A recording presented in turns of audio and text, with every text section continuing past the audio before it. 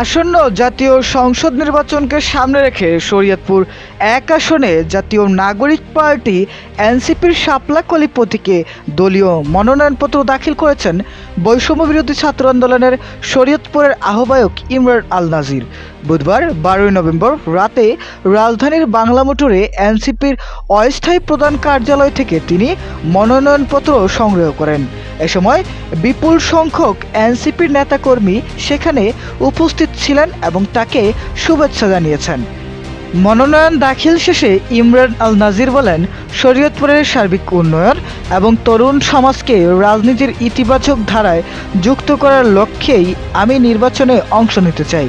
জনগণের আস্থা ও ভালোবাসাই আমার সবচেয়ে বড় শক্তি।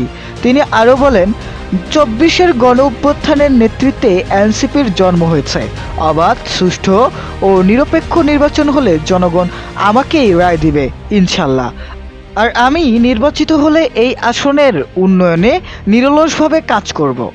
একই আসনে এনসিপির মনোনয়নপত্র দাখিল করেছে শরীয়তপুর জেলা সমন্বয়ক কমিটির প্রধান সমন্বয়কারী অ্যাডভোকেট মোহাম্মদ জহুরুল আমিন।